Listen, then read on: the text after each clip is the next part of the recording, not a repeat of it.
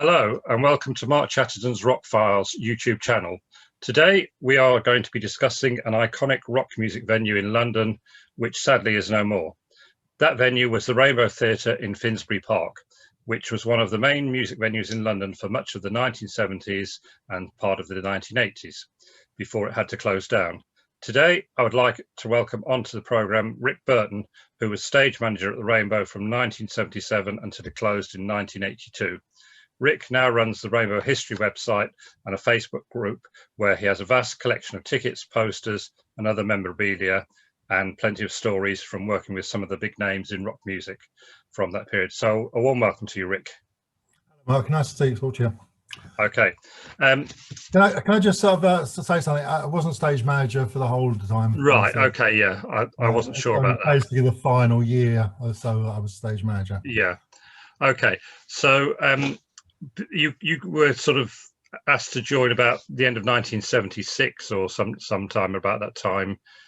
Is that right? Yeah, that's right. I mean, I was working in a jean shop in Kensington, and this guy came in and said that he was opening the Rainbow, and I'd sort of heard of it, but not really aware of it. But the same thing had happened a few months earlier with, I don't know if you remember, there was a club in Covent Garden called the Rock Garden. Yeah. Well, some guy came and said, I'm at the Rock Garden, and you start chatting, and I blagged my way into being head of security. So that had happened once before, so I thought, well, why not? And that's what happened. So I gave the guy my phone number, and then I literally got the phone call on New Year's Eve saying, do you fancy being front of house assistant manager? So I said, oh, that's okay. And then that morning, the next morning, the 1st of January, I ventured up to Finsbury Park, and I've being a South London boy, it's not really the North London. It's not really it's a strange land, really. So yeah. But coming out of the tube station there and seeing the Rainbow sign, and then finding this amazing building, and I walked in, and Genesis were on stage rehearsing. Yeah. So that was my beginning, really. Yeah, because it opened back in 1930 as a cinema, the Finsbury Park Astoria. That's right, yeah. Yeah, and it was one of four. There was one in Streatham, Old Kent Road and Brixton.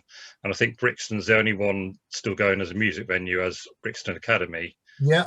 I was there. I was stage manager there for a while as well. Oh, right. Yeah. It was short-lived. It was called the Fair Deal. I don't remember, for a short space of time for about a year. So when the Rainbow closed down, I went down there and took a load of the gear out of the Rainbow, because it's like stage curtains and the and the furniture and half the lighting rig, and sold it to them and became stage manager there.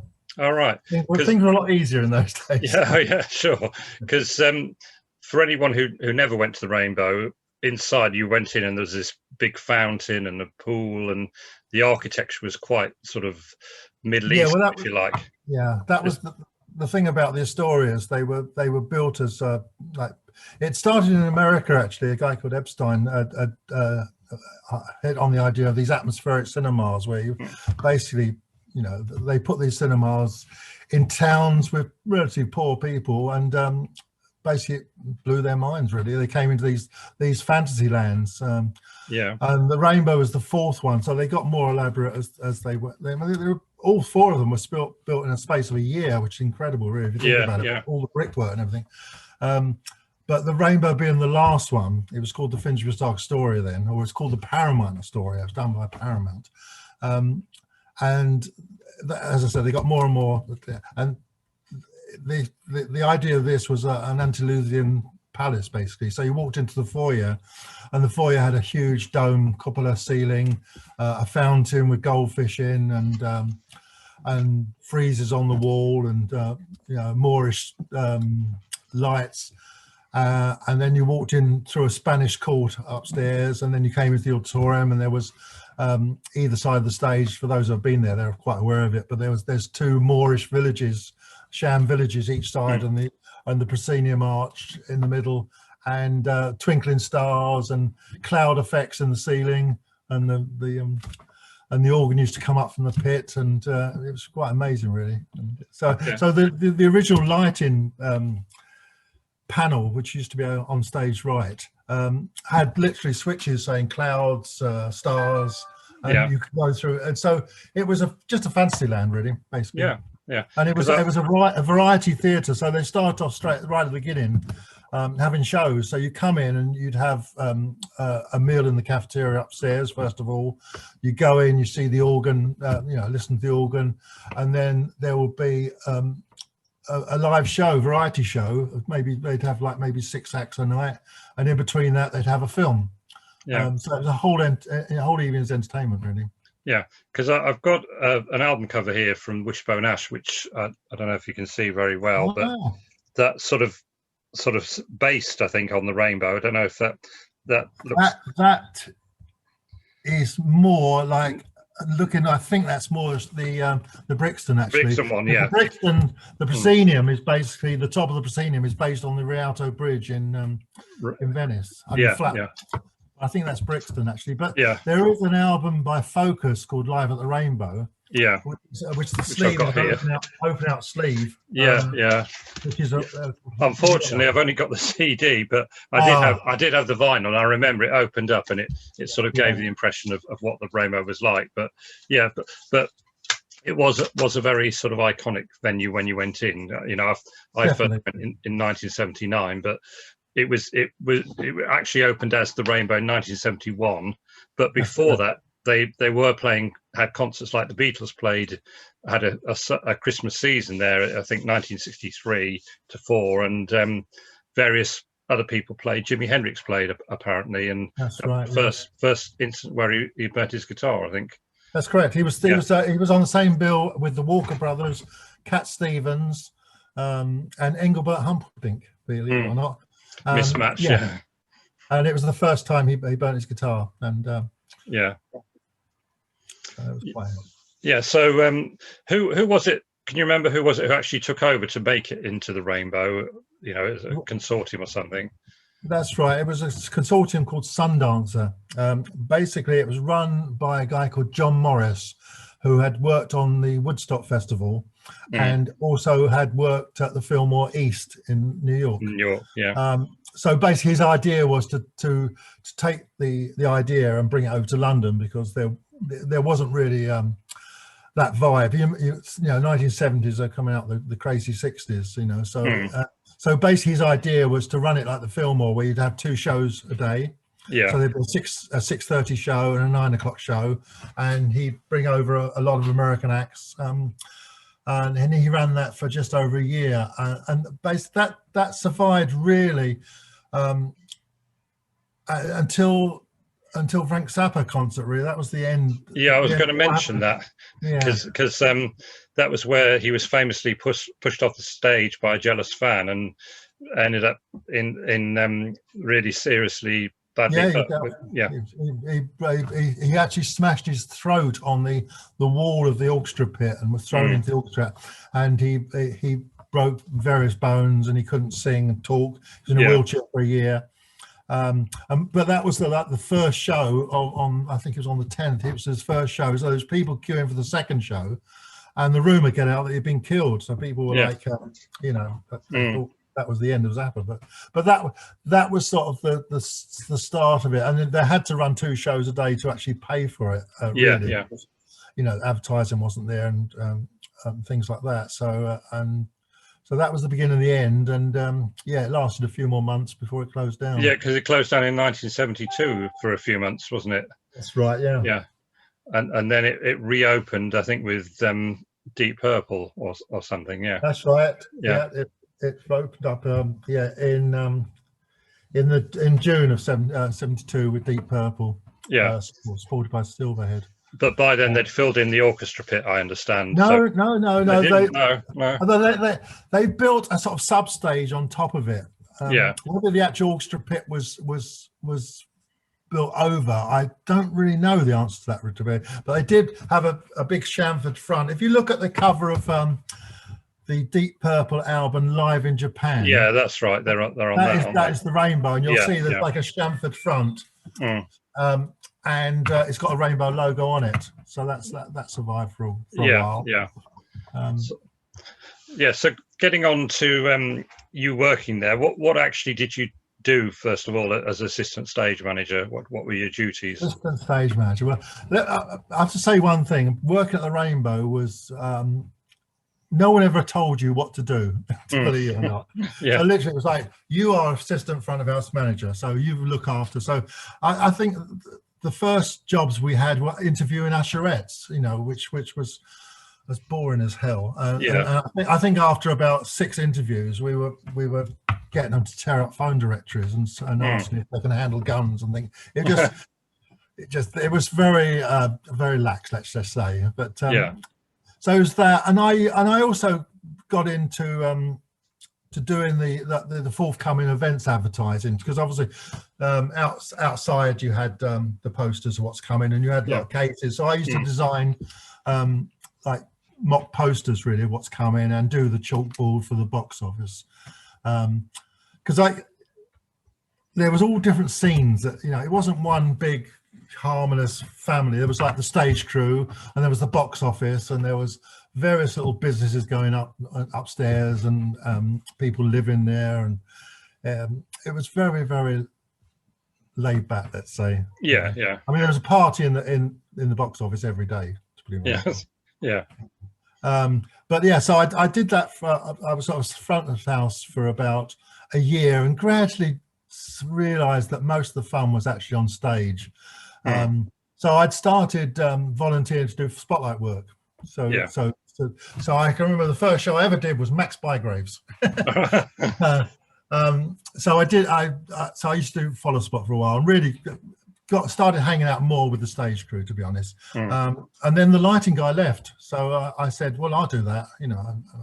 I had done lights a few years previous. So do you remember the liquid lights, you know, the psychedelic lights? Yeah. I used to do those at places like the London College of Fashion, to bands like The Nice and Mabel Greer's Toy Shop, who became Yes, basically. Yeah. So I used to do a lot of that, and then so anyway, I took over this lighting rig, and on the first day I blew up half the rig because I didn't realize there were 110 volts, to be honest. Yeah. So I covered that up, and no one actually found out, to be honest. Yeah. But yeah, and just and got into doing the lighting rig, and it wasn't just because there was an in-house lighting rig. So you'd help with, so when the crews used to come in for traveling shows, they'd have their own lighting rig basically. So what I used to do was, the support bands never got a fair sort of crack at the whip with tours.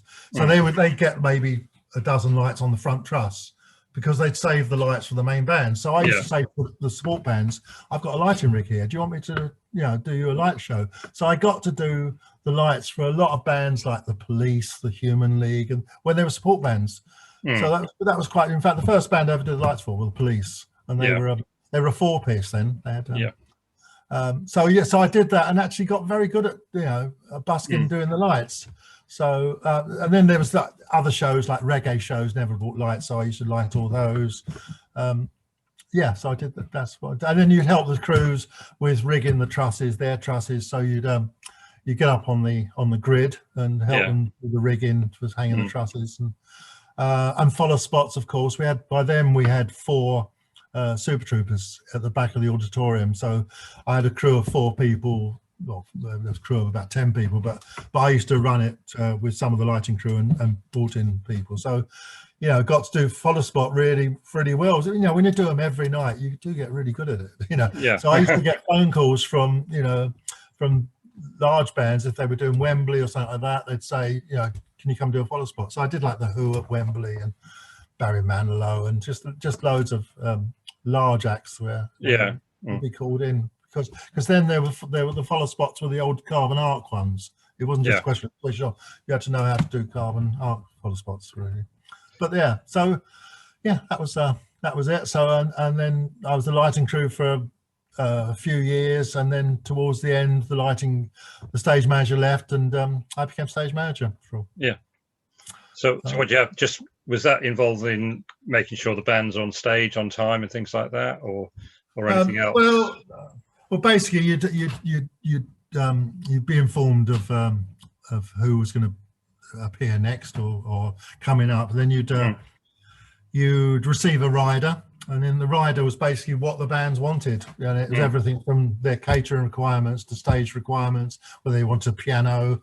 So you'd prepare the show off the riders, and then when the show would come in, there'd be a tour manager with them. So you just sit down with the tour manager at the beginning, go through, yes, got that, tick tick tick, and then you know, catering wise, we had our own in-house catering company, so I used to do some of that sometimes. I remember cooking chili for Weather Report. So you'd look after them, and power requirements and stage. You know, you get on the ride. It was how the stage was going to be set out, so you made sure it was adequate and you'd had space for it. And, you know, curtains, backdrops, etc., etc. So yeah, then you employ local crew to come and unload the trucks, the humpers. But mostly just enjoy yourself, really. Yeah. So and make money. Were there times when, you know, there was a bit of a gap between different people being on? Is that when you went off to do other shows in other venues, or could you do that? No, basically you were in most days. Even, you know, sometimes there'd be gaps of you know, weeks where there wouldn't be a show, but there was always plenty of things to do, and also there's lots of other skills you did. Let's just say. So yeah, we had like a little screen printing business upstairs, so we used to do screen printing, and but basically it was, you just hung out really with a crowd of people, and then people used to come to the theatre just to hang out, and take drugs and have a good time. Because I suppose in those days they weren't sort of like with a lot of venues now. They have a cafe where you can pop in, or you know, some other thing. They try and use the venue a bit more than just for concerts. But I suppose in those days it wasn't sort of, they didn't really exploit that opportunity or whatever. No, we did some bizarre things there. I mean, apart from concerts, you'd have rehearsals. You know, which was my favourite part of my favourite part of working there was seeing people like, you know, Kate Bush do the production rehearsals for the tour, or Frank Zappa or someone like that. Coming in, so because they're much more relaxed, and you can actually get to talk to them and hang out with them and make them tea and just chat and generally enjoy yourself. You know, meeting Marvin Gaye like that was just amazing, a real hero. So he was lovely man, the most best person who sort of you can remember that you enjoyed meeting then. That's one of the best. You know, I mean, you know, loads of people met, loads of people like Lowell George, you know, just hanging out with him really, and and the Who, just there's people that used to come there, and you get you know, bands like the Jam, which have come quite a lot. You'd get to know all the crew, so they become very, very good friends. So you used to look forward to certain bands coming because you knew the stage crew really well. So it was just meeting, hanging out with your mates really. Because I noticed on the website that it's had that Led Zeppelin actually rehearsed there at one time. I think 1980. That was they were doing. That was quite late actually. They were rehearsing for European tour, and I think probably Nebworth. But that was a nice example, you know. Like I remember after they finished rehearsals, Robert Plant used to come quite regularly, and because my lighting box was probably the best the best seats in the house really, because it was on the front of the circle. There was a little box, and I can remember watching, I think, things like Fleetwood Mac, where Robert Plant would come down and just hang out and watch the show from there. So that was nice, you know. Nice time. But you know, as I said, apart from rehearsals, we used to do film shoots. There's there's a few films. I mean, perhaps the most sort of well-known one is Hazel OConnor with what was it, the film that she did, Breaking Glass. That was it. And they actually did a lot of the films there. Is that correct? Sorry. They actually did quite a bit of the film there. Breaking Glass, they did the climax. You know, I don't remember the end of the film where she's on a scissor lift and comes up and she's got like a suit with reflective suit and there's laser beams. But so that's quite good. I mean, I got to operate the scissor lift for that, which took her up. So but, I mean, there's other films like there was Richard Gere was down there doing Yanks, the film called Yanks. Rock and Roll Swindle was shot there with the Pistols. Murder on the Orient Express. There's quite a lot of film, and the Notorious. Yeah, so that was good. So there's films. Then there was video shoots, of course. Things like Status Quo. Whatever you want. That was shot there. So you'd be handing up cue cards. By the words so they can see. And Chesney Hawkes, I think, was another one. I'm the one and only. That was actually after I left. That one. Oh right, you'd gone by then. Yeah. But excuse me a sec. Switch that off. And then you had bizarre things. I remember. Do you remember Guru Maharaji? Name rings a bell. Yeah.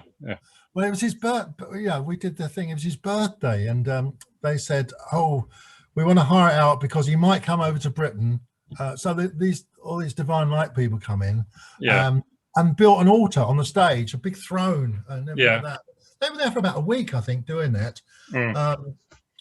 And they just joined in the atmosphere. They had fun with us and got stoned, and then all these Divine Light people turned up, and the Guru never showed up. But it was that's the sort of bizarre things you do.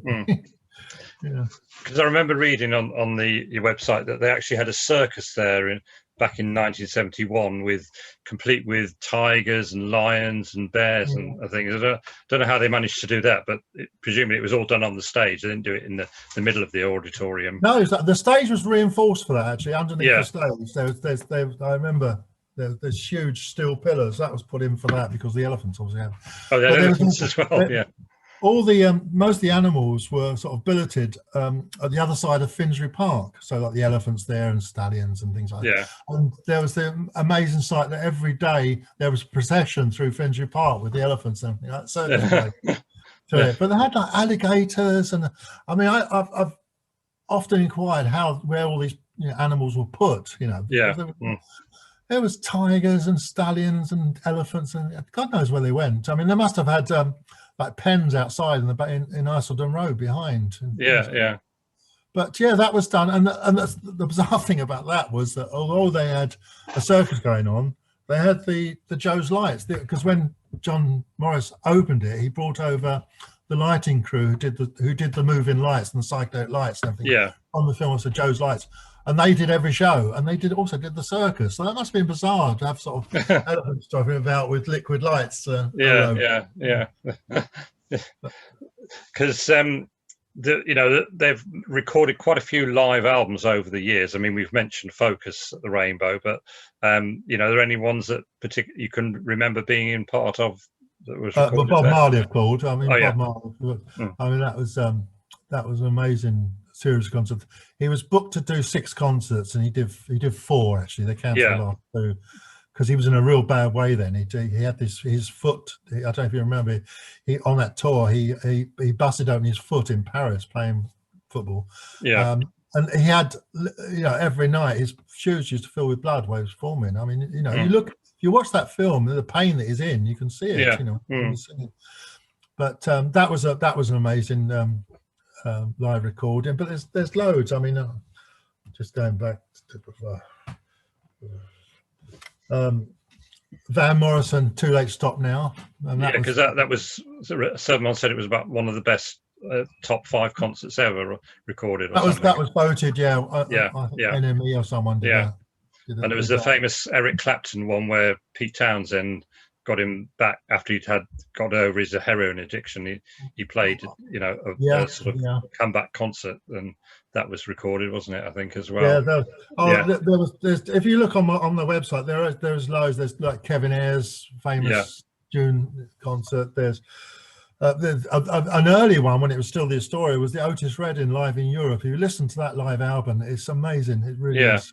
It's a lovely recording. Beach Boys. So there's a lot of the early ones when it was the Astoria. Still being recorded there. But there's loads. You'd be surprised the amount of albums to record.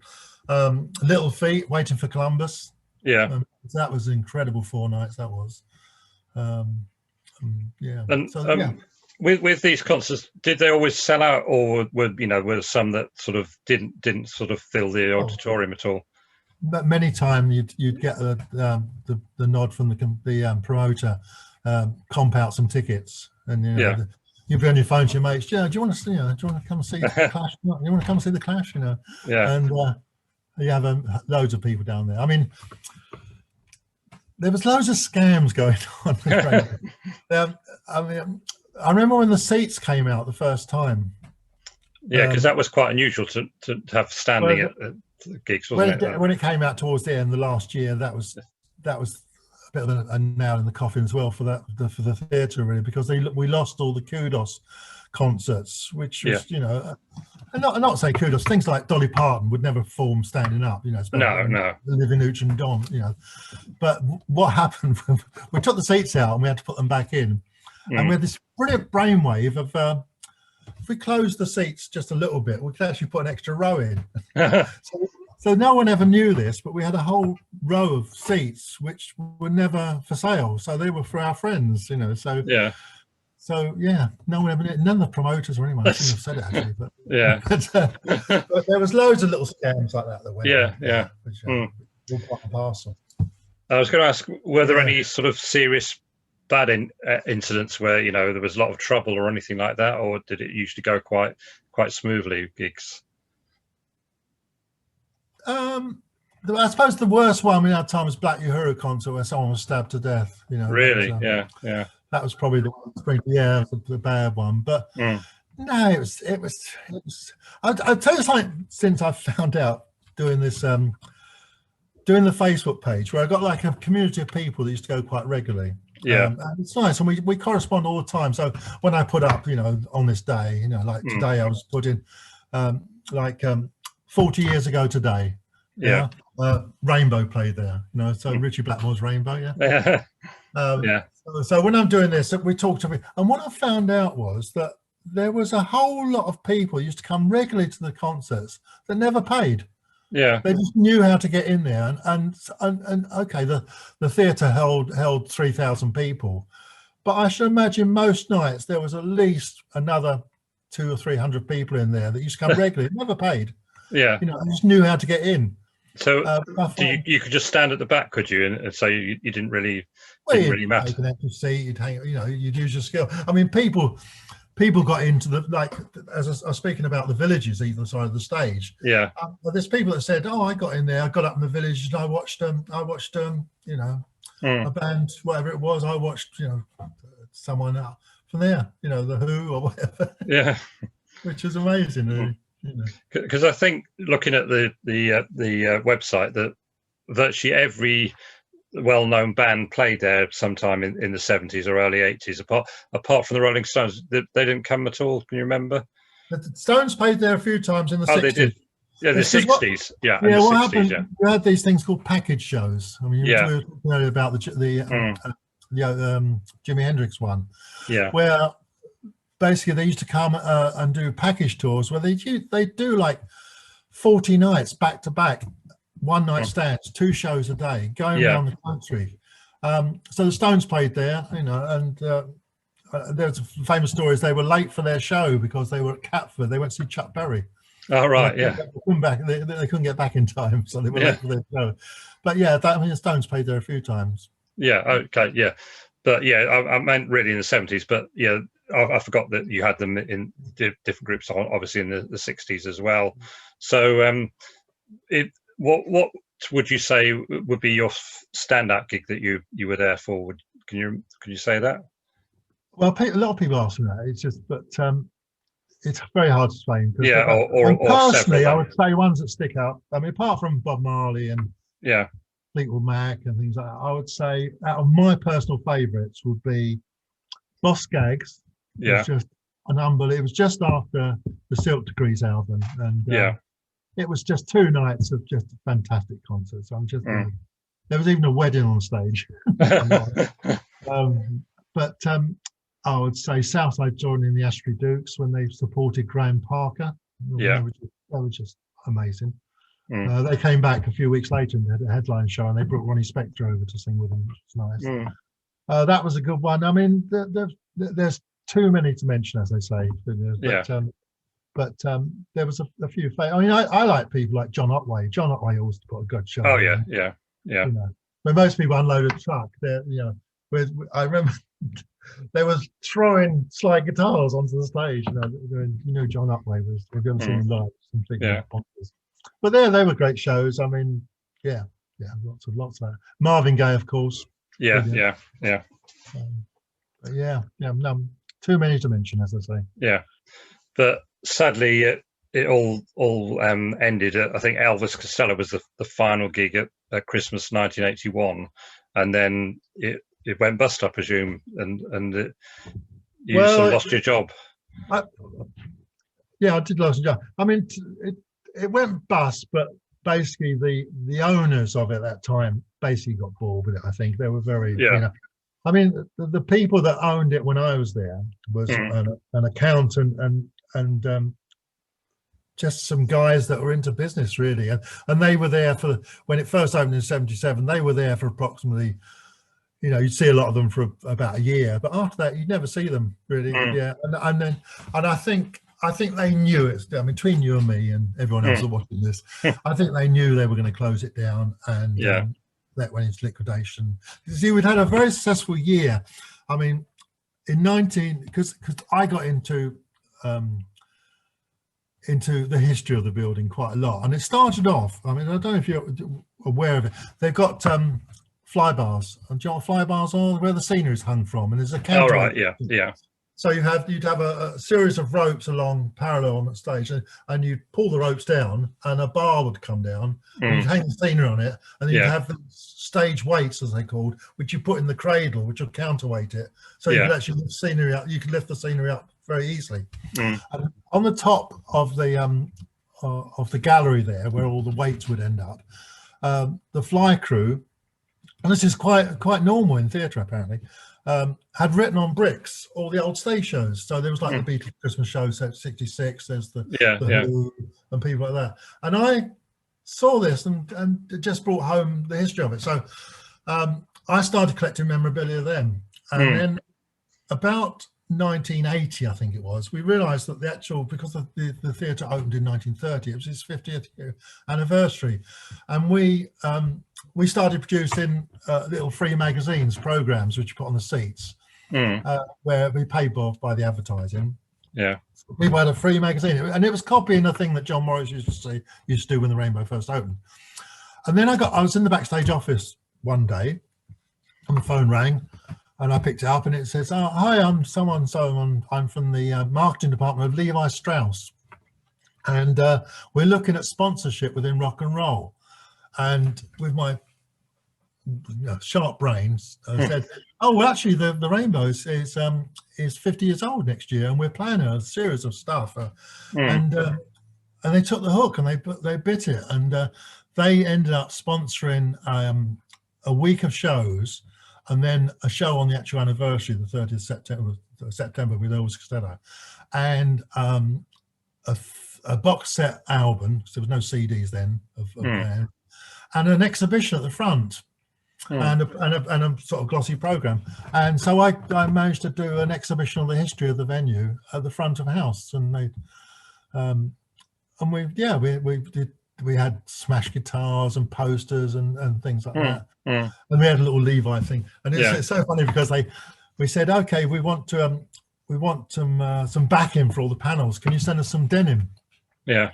And they sent all these bolts of denim down. At the same time, we had a shop upstairs.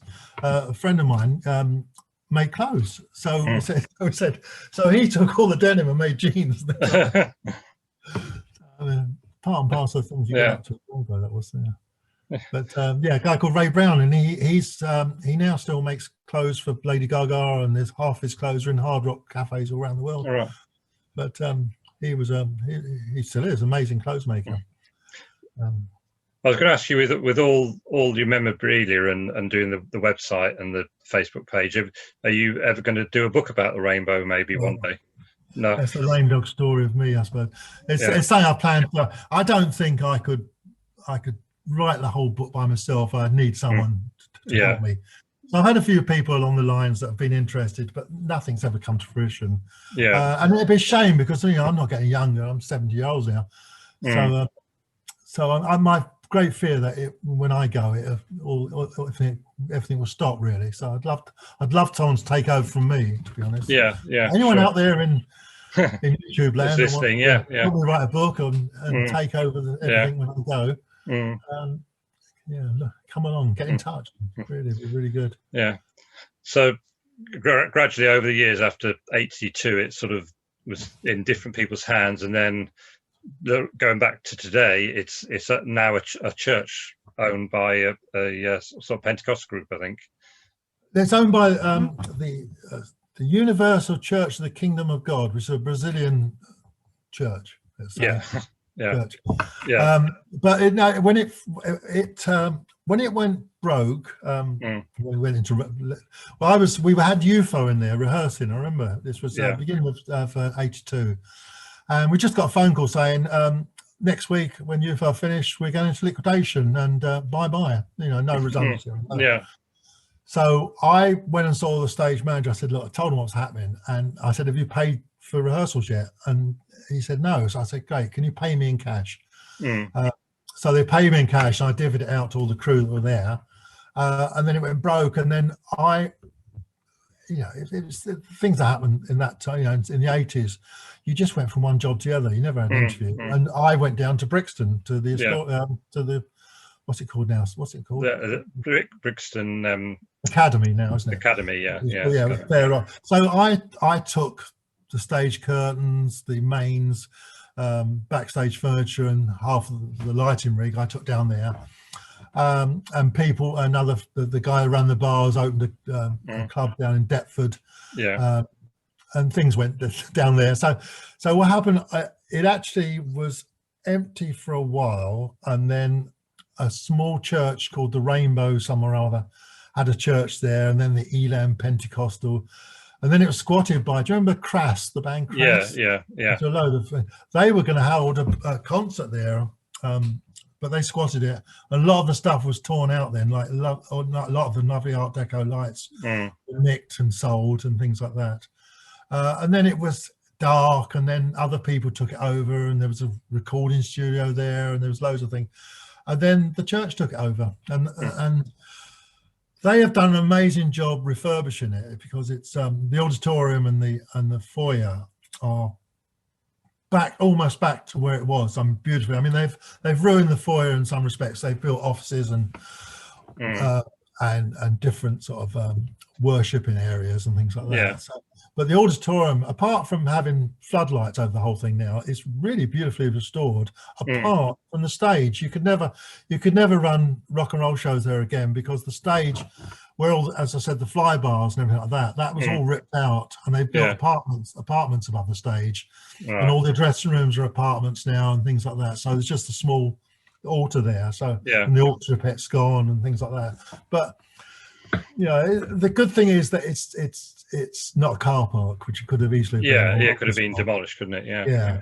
That's amazing. But it has got a preservation order on it, so but it never be what it was, which is a real shame. And I know people would love it to be. Yeah. Oh yeah, it'd be great if it could reopen. But I mean, you can visit it. I understand that the church is quite open for people. If you're lucky, you get in. I mean, you have to get in touch with them and tell. I mean, I've been there a couple of times. I did a podcast for Music Heritage. Yeah. And I went down there and they interviewed me in the auditorium, and we had to get in touch with the church and be welcomed, and they never left our side. We couldn't wander around and like that. No. And people have said they've been down there and been very welcome, and some people have said they weren't let in. So because I think they get that a lot of say pilgrimages happening there. Yeah. I mean, that's another thing I found out with running these different sites, is that it meant a lot to a lot of people. Whether it was like you met your girlfriend there or you saw amazing concerts there. People are really, I spoke about how relaxed it was, and that wasn't just for the people working there. When people came there, it was very laid back. There was never. I mean, you read about places like the Apollo in Glasgow, where the officials of the security there used to throw people out, and it was never like that at the Rainbow. It was very laid back, and everyone could just smoke dope, and during concerts, and it was never like going to a concert, really. It was like going to someone's large living room, really. It was very laid back, and that applied to a bunch of people working there. promoters found it. You know, they used to just hang out and you know, with at the box office with Eileen, the box office manager, very good friends. You know, it was like it was very, very relaxed, and the bands felt the same, I think. You know. So some great memories, and you know, it's really interesting talking to you. So you've got the website. If it's Rainbow History, you can look up and you get to it. Yes, it's www. Rainbow History, and it's .x10.mx. It's a free site. I don't know. Yeah. There's that, which is basically it's got most of the dates that I've been able to find out so far, with lots of memorabilia like tickets and programs and quotes, you know, on things that happened during that time. It's also got a list of all the live albums that have been recorded there, films that have been shot there, some photographs of the building, how it was and how it is, and through the years. And then in adjacent to that, I've got a Facebook page, which is the Rainbow. You can just go on Facebook and put Rainbow History. It'll probably come up. Where what I do there, I just basically post each day what happened on that day in a certain year. So as I said this morning, it was, you know, Rainbow began a series of 2 dates there, supported by blah, blah, blah. And then people respond to it. And it's amazing. I've got probably a couple of hundred followers that have that regularly. And there's a two-way thing saying I was there, and people are joining all the time saying, you know, I did this, I did that, you know, I bunked in then, I saw there, I got stoned, I got, you know, and it's lovely. It's a really nice community of people, funny enough. And I really enjoy it. But yeah, they're the two main ones, and then one day the book, I suppose. Maybe it might spur you on to do it. But thanks Rick for agreeing to the interview, and we've learnt quite a lot about the Rainbow and brought back memories, because I went 4 times myself. So who did you see? I actually saw After the Fire first in 1979, then I saw him in 1980 and 1981, and I also saw Rory Gallagher there in 1980. So that's when I was living in London. So it's quite handy. People speak very fondly of that one. He played very long set on that, wasn't it? I mean, the problem is you can't remember the details. You know, you can remember bits about it now, but you know, it's 40 years ago. But so I was glad I went. You know, I'm like that. I remember seeing, completely not to do with the Rainbow, I remember seeing Captain Beefheart in LSE in 1968, I think, like that. And I was on stage and quite out of it, to be honest, and I leant against the back line and knocked the whole back line over. And I've always wanted to know if anyone else was at that concert and they saw this happening. Was it a memory, or was it? Did it happen? But it's hard to remember. All right. Well, thanks very much, Rick. And as you said, if you want to find out more, you've got your website and the Facebook page. Rainbow get in History, touch if anyone wants to know anything about. Please get in touch. There's a contact page on the website. Please, love to hear from you. Love to hear from anyone. Okay. Thanks again. Then. All right, buddy. Lovely to talk to you. Okay. Thanks. Okay. Cheers.